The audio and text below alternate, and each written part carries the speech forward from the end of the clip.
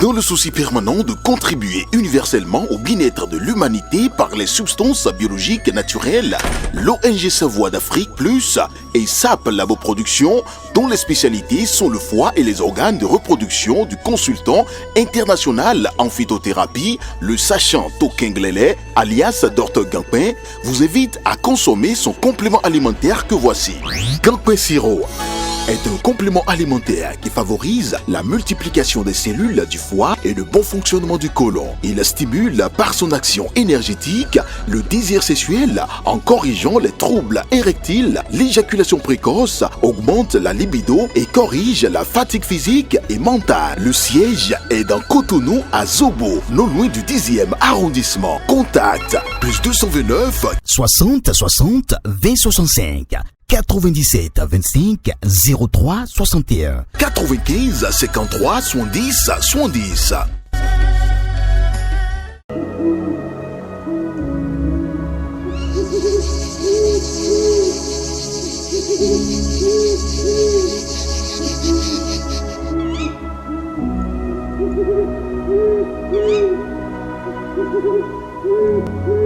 Mesdames et messieurs, fidèles internautes de Guérit TV Monde, bonsoir et merci de prendre le rendez-vous de votre émission En dehors de moi, qui suis-je?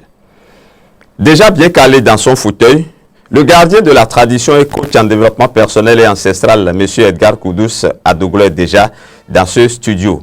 Il est là pour répondre à vos différentes préoccupations. Et ces préoccupations, cette semaine, sont relatives au port de casque et les réalités mystiques qui peuvent se cacher derrière. Monsieur Edgar Koudous Adoglo, bonsoir. Bonsoir, monsieur Ademonsi. Nous voilà sur cette émission encore pour développer d'autres thèmes. Ben, c'est ça. Voilà.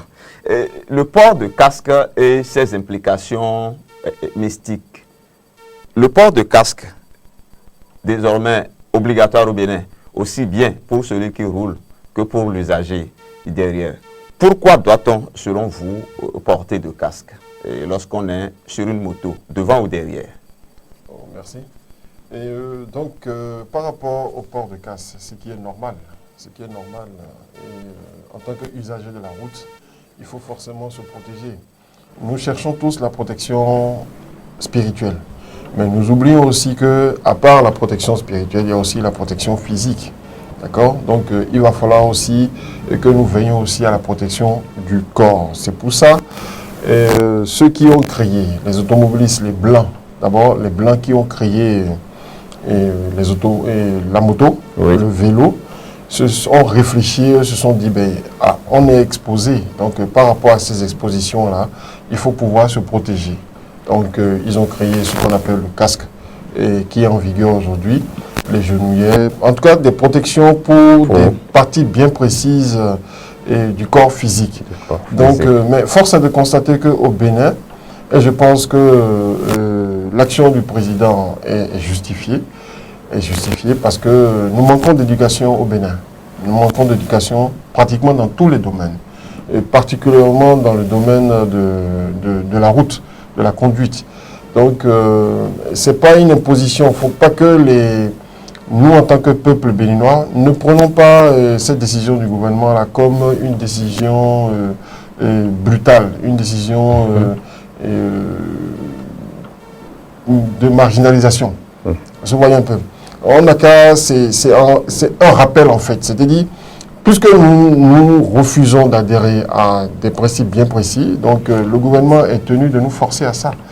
Donc aujourd'hui, ça fait mal, mais normalement, si par rapport au code de la route, on devait normalement, personne ne devait nous dire avant que nous prenions nos précautions, que ce soit celui qui conduit et celui qui est remorqué, on devait forcément prendre nos précautions et nous protéger. Donc c'est dans ce sens-là que le gouvernement a imposé, d'accord, en tapant du poing sur la table, le port du casque.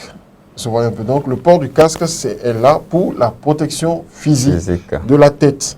Voilà. Se voyez un peu. Voilà, et force aussi est de constater que pratiquement les casques que nous avons aujourd'hui, c'est vrai, c'est des casques, nous les portons parce qu'il faut les porter, mais les casques ont des normes. Se voit un peu des normes parce que il faut que le casque soit un casque original, un casque bien fait pour que en cas de choc, en cas d'accident, en cas de voilà, tout ce qui se passe sur la voie, et que l'on puisse se retrouver indemne.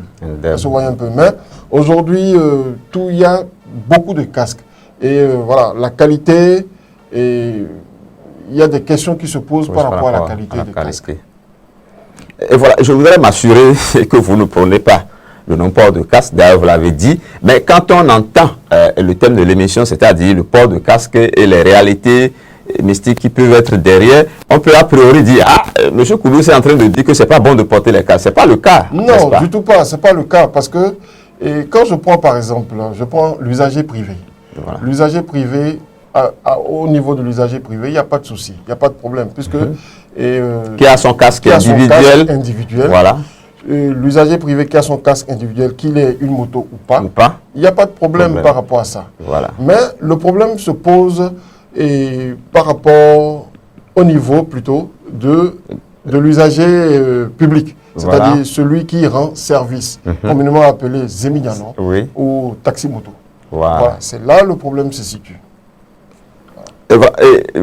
On a parlé de casque, mais dans votre développement, tout à l'heure, vous avez parlé de protection physique. Ce qui suppose que, bon, c'est vrai qu'on est dans le contexte des casques, mais en général, par rapport au type de moto, vous avez parlé également de GNUE, ça veut dire que par rapport au type de moto dont on fait usage, il y a des types de protection qu'il faut avoir pour protéger le corps. Oui, quand je prends le cycliste, par exemple, un cycliste, vous voyez, quand ceux qui pratiquent les courses cyclistes, ils se protègent, le coude, les genoux, les chevilles, une certaine partie de la colonne vertébrale. Même chose au niveau de ceux qui font les courses moto. Les courses moto, leur protection, elle est terrible. Vous voyez un peu, c'est fait dans le but de pouvoir amorcer en cas de choc. Vous voyez un peu. Donc, normalement aussi, par rapport à la moto, les motos chez nous, dans notre pays aussi, on devait avoir ce genre de protection.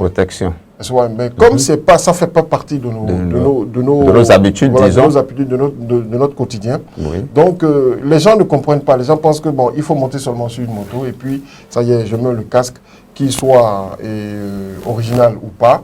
Je m'en vais pourvu que je n'ai pas de problème avec le policier. Alors que le policier n'est pas le problème. Le souci, c'est nous-mêmes, notre propre santé, notre propre sécurité. Tout à fait. Vous voyez un peu.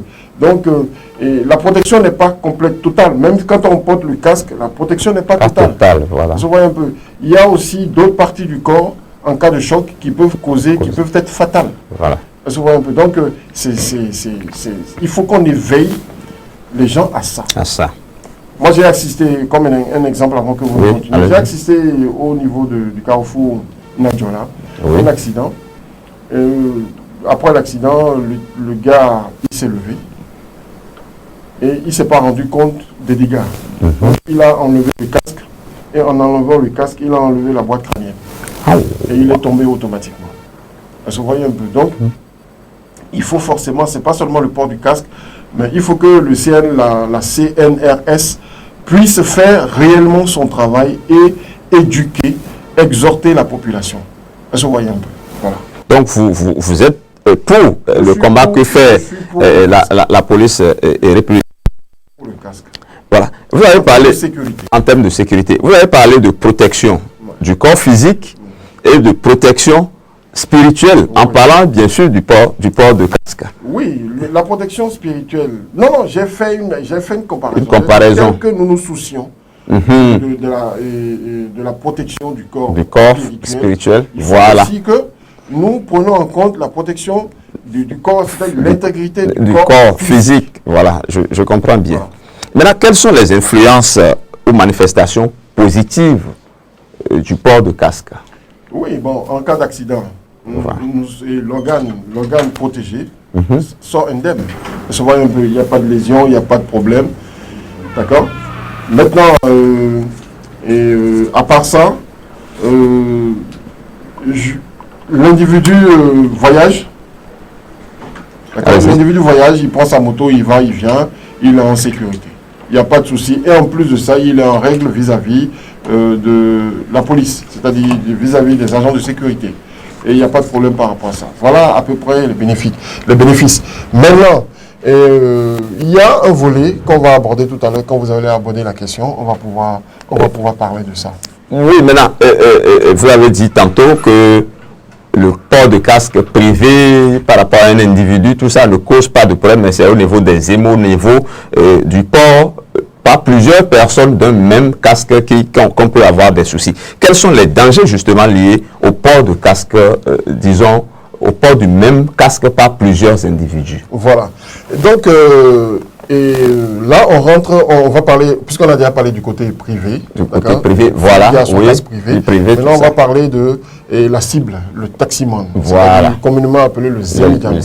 Donc, le gouvernement a forcé, d'accord, tout usager de moto d'avoir 2 casques. Oui.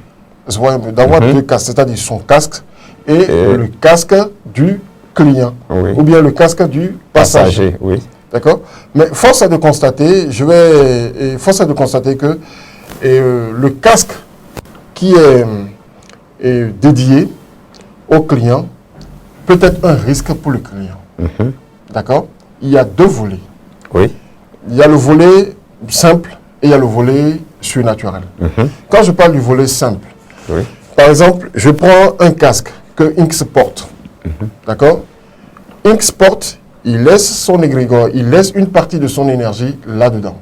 Et si cette énergie-là, elle est négative, Y en portant, d'accord, va subir les influences de cette énergie-là. Ça dépend de son niveau de conscience aussi. Est-ce que vous me suivez? Et quand Y va porter, Y va laisser son empreinte énergétique karmique dedans. Et Z va porter. Vous voyez un peu. Oui. Donc, quand Z va porter, Z va subir les 2 autres énergies et va laisser son empreinte dedans. Et ainsi de suite, ainsi de suite, ainsi de suite. Ça peut influer, d'accord? Ça peut influer sur l'énergie, ça peut influer sur le cours de la vie des clients, en fait, de ces passagers-là, de ces usagers-là. Est-ce que vous voyez un peu ce que je veux dire? Voilà. Maintenant, le deuxième volet. Quand il y a des situations, en fait, il y a des individus qui aiment tirer profit de toutes les situations. La situation de casque est propice à ces individus mal intentionnés qui manipulent dangereusement les lois mystiques, d'accord, en vue de pouvoir avoir plus de succès, plus de prospérité, plus d'argent. Donc, ces casques, il y a des individus qui peuvent, c'est pas qu'ils peuvent, ça se fait, qui vont travailler les casques mystiquement, d'accord, de façon à décharger systématiquement en un temps record. Ça dépend aussi du niveau de conscience des individus, d'accord. Ils vont désactiver, c'est-à-dire ces casques-là désactivent rapidement, absorbent l'énergie de façon radicale de ces clients ou bien de ces passagers, de ces usagers-là. Et là, c'est un problème. C'est un problème parce que la population n'est pas éveillée à ça. Et quand le gouvernement dit il faut que chacun ait son propre casque, le gouvernement ne le dit pas à des fins. Bon, peut-être il y a des fins qui sont derrière. Ce qui est sûr, quand on parle de casque, où il y a pénurie de casques, il y a forcément du business derrière. Bon, on ne va pas parler de ça. Ça, c'est pas notre l'objet de notre émission. Oui. Mais le gouvernement insiste sur le fait que chacun ait son casque. Un peu. Donc, il faut qu'on réfléchisse. Pourquoi le gouvernement veut? Est-ce que c'est forcément une question économique? Est-ce qu'il n'y a pas quelque chose, il n'y a pas un avantage derrière? Si, il y a un avantage derrière. L'avantage, c'est la sécurité spirituelle. Parce que si tout le monde a son casque, je ne pense pas que quelqu'un, d'accord, ira préparer un casque et viendra créer des problèmes d'ordre mystique, d'ordre spirituel aux autres. Donc, si on prend cet aspect-là, vous voulez dire que l'utilisation par plusieurs personnes d'un même casque peut amener de possibles, phénomènes sataniques, diaboliques, un certain nombre de choses par rapport... Ben oui. Tous les spécialistes de l'énergie, en fait, tous les spécialistes de l'énergie en termes de spiritualité, en termes de mysticisme, vont vous expliquer, ils seront d'accord, ils vont vous dire, ben écoute, c'est normal. C'est pour ça que vous allez voir, ceux qui sont imprégnés de ça, refusent de porter le casque du Zémidjan, par exemple. D'accord? Il y a même d'autres, il y a même un sketch que j'ai regardé tout récemment où le passager a exigé de porter le casque du Zemia. En fait, le casque que le conducteur de taxi-moto a porté. Et le conducteur de taxi-moto a dit non, je suis désolé. Je ne vais pas, c'est ce casque-là qui était destiné. Et l'autre a refusé. Donc, ils étaient en train de tirer, quand quelqu'un d'autre, il y a eu un troisième qui est intervenu. Et le troisième a insisté. Ils ont enlevé le casque de la tête du taxi-moto.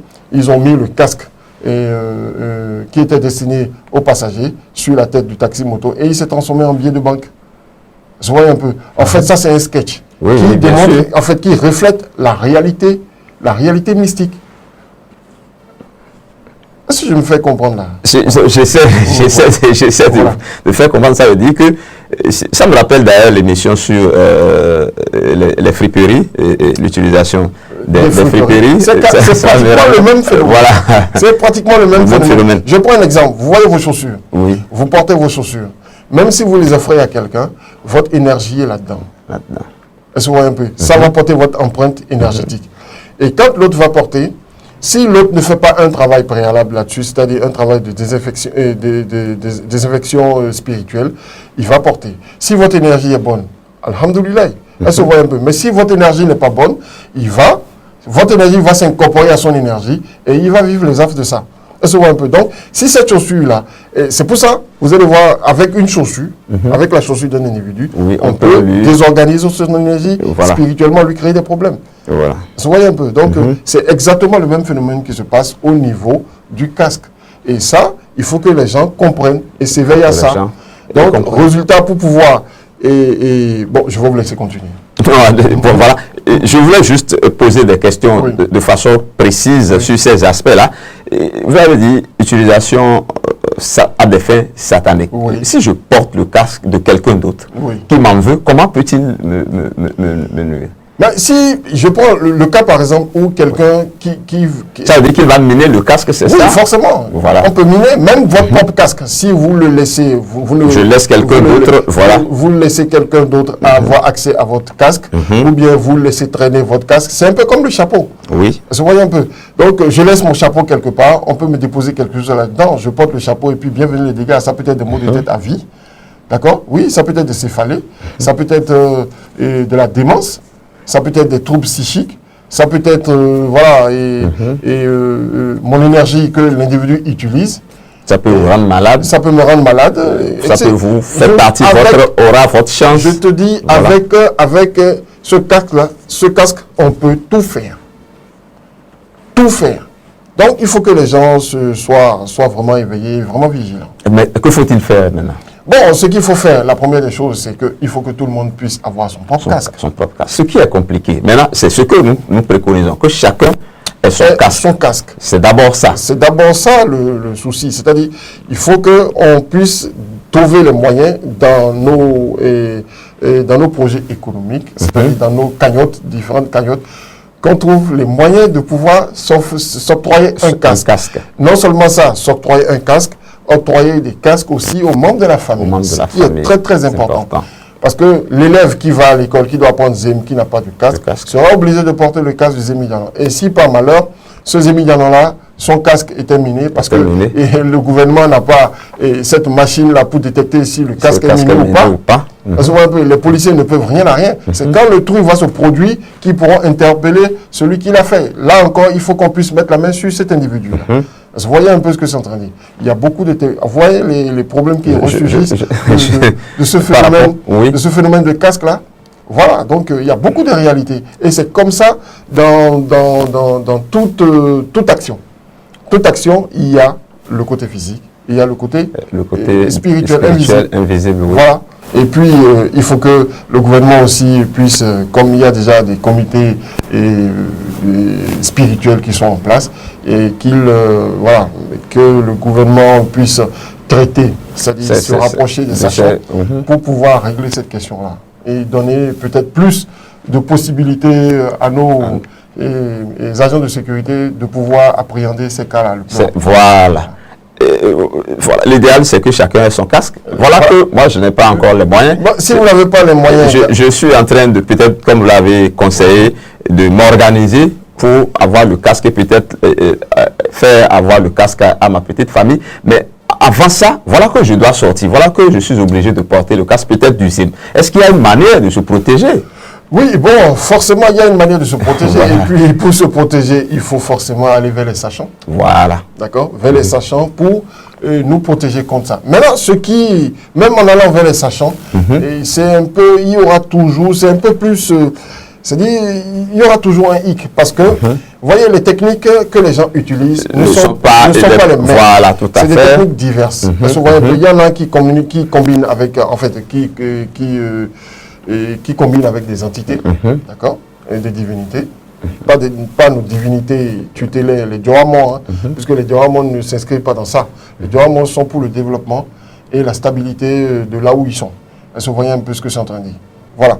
Donc, les techniques sont diverses. Et par rapport à la diversité de ces techniques-là, il faut pouvoir trouver cette protection-là universelle, cette protection qui pourra vraiment sortir, empêcher ce truc-là de se produire, de se réaliser. Surtout par rapport à nos enfants, par rapport à nos familles, vous voyez, les enfants, nos mamans, etc., tout ça, qui n'ont pas de casque, d'accord? Donc, il faut pouvoir aussi les éduquer pour qu'ils comprennent qu'ils sont en danger. Ils sont en danger. Voilà. Donc, en danger physique et en danger également spirituel. Donc, s'ils comprennent, si elles comprennent, d'accord, automatiquement, elles ne vont pas ménager d'efforts pour pouvoir débourser et s'octroyer aussi un casque.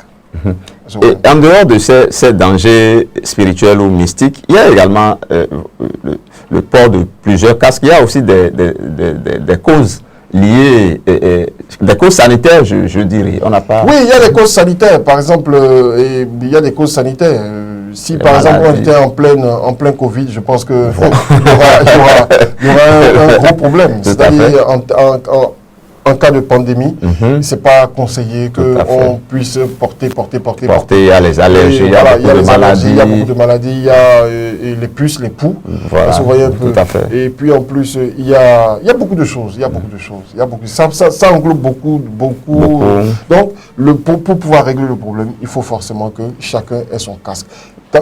Quand chacun aura son casque, je pense que le problème est même si on a son casque, il faut pouvoir aussi sécuriser son casque. C'est-à-dire il faut avoir son casque avec soi, il ne faut pas l'oublier quelque part. Il ne faut pas aller quelque part l'oublier et puis peut-être quelqu'un qui va rôder, qui rôde derrière va se dire ah voilà, c'est l'occasion, je le cherchais depuis, je ne l'ai pas trouvé. Donc je place quelque chose dans le casque et lui, il va se dire ah c'est mon casque, je viens de l'oublier, je prends et il va porter, il aura un problème. Ça se voit un peu. Donc, il y a besoin, forcément, comme je le dis, que les gens s'éveillent à la connaissance. D'accord? La connaissance de soi, qu'ils comprennent que le monde n'est pas seulement un monde physique, mais c'est un monde aussi, c'est un monde dans un monde. Et étant un être divin, d'accord? Il faut pouvoir aller à la quête de cette capacité, de ces dons, de ces capacités pour pouvoir vivre pleinement et s'émanciper.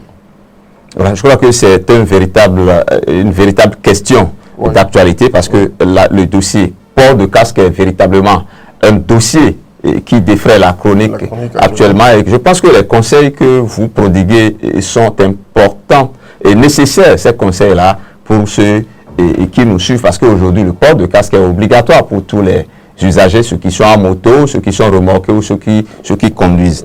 Voilà. Maintenant, j'ai une question. Est-ce qu'il y a une certaine catégorie de personnes qui roulent à moto ou bien qui peuvent rouler à moto et qui sont exemptées ou qui peuvent être exemptées du port de casque? Oui, bon, là, à cette question-là est un peu... C'est large.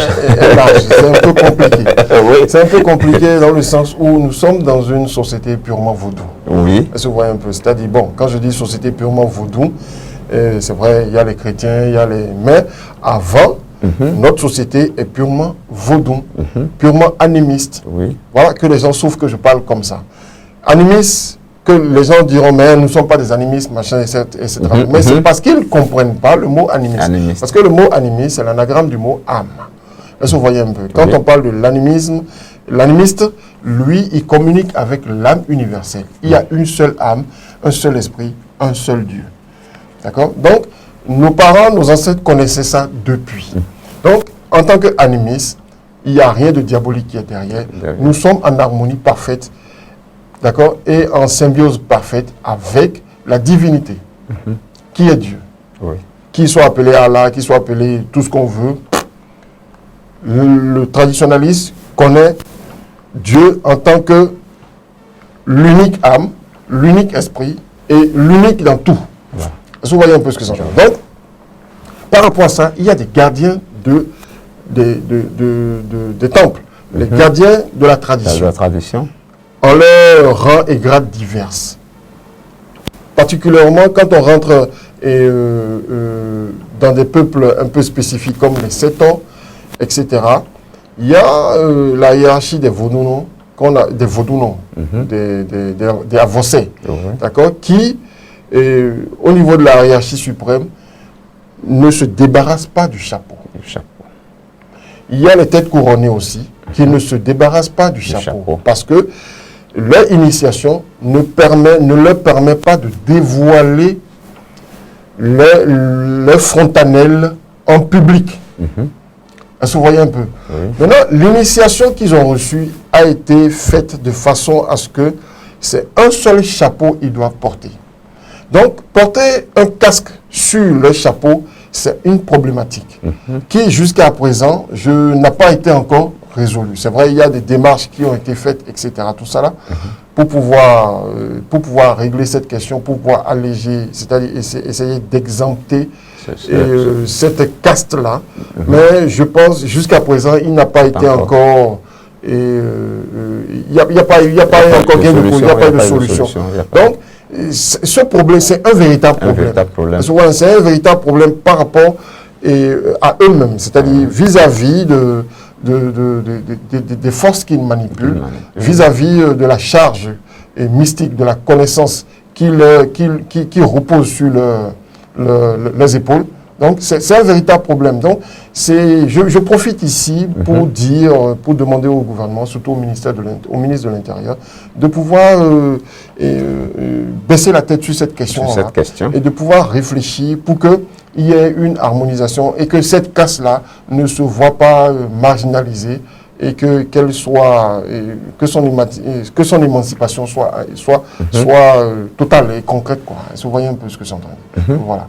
Oui, donc il y a ce problème. Il y a ce problème. Cela se comprend, mais est-ce qu'il ne faut pas... D'autres diront, mais ils n'ont pas besoin de rouler à leur moto, il faut qu'ils aient leur voiture. Bon, c'est vrai que c'est peut-être la solution de facilité. Là, c'est encore une solution aussi, puisque le président, avec tout le respect que je lui dois, prône la chose. Il prône, parce qu'il a compris que c'est une véritable mine, qui pourra vraiment participer au développement de la nation, du développement en fait du pays. Donc voilà. Et si un recensement est fait par rapport à ces gens-là, on peut les aider à aller en véhicule, ça serait bien. La question serait réglée. Se voyez un peu. Voilà, donc c'est une solution, ça. Nous sommes presque au terme de l'émission. Le port de casque et ses réalités, les réalités mystiques qui sont tout autour. Vous avez peut-être un dernier mot pour conclure l'émission? Oui, j'avais déjà, en termes de mots de fin, j'ai anticipé déjà. Je pense que la question, elle est assez sérieuse. D'accord, la question est assez sérieuse. Disons-le encore une fois, vous n'êtes pas contre le port, au contraire, vous l'avez prôné pour que... Je ne suis pas contre le port du casque, je prône le port du casque. Mais... Vous donnez des conseils par rapport à tout ce qui peut entourer... Voilà, je donne des conseils au vu de tout ce qu'on vient de dire. Tout à fait. J'exhorte la population à ne pas tenir tête au gouvernement, à essayer, en fait, comme on le dit communément chez nous, Dieu fera. Et Dieu fera, et puis tout le monde trouvera les moyens pour s'apporter un casque. Et j'exhorte aussi le gouvernement à regarder dedans, communément, à coin des mains. Vous voyez un peu, à regarder dedans pour que la population puisse s'apporter un casque, pour que l'objectif du PR, de pouvoir voir son peuple s'émanciper et son peuple rentrer dans une nouvelle dimension dans une nouvelle dimension de développement, d'accord, puisse se réaliser tranquillement, sans heurts, sans problème, et que les forces de l'ordre étant là, c'est-à-dire destinés à nous protéger, fassent réellement le travail de protection et non de brimade. Voilà. Vous voyez un peu ce que c'est en train de dire. Voilà qui est bien dit. Je rappelle, M. Edgar Koudous Adoglo, que vous êtes gardien de la tradition, coach en développement personnel et ancestral.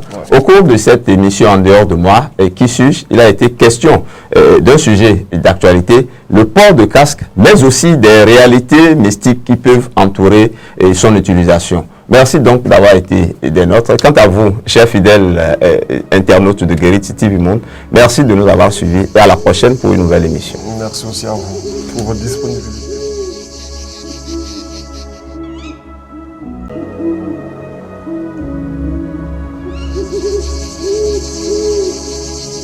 Thank you.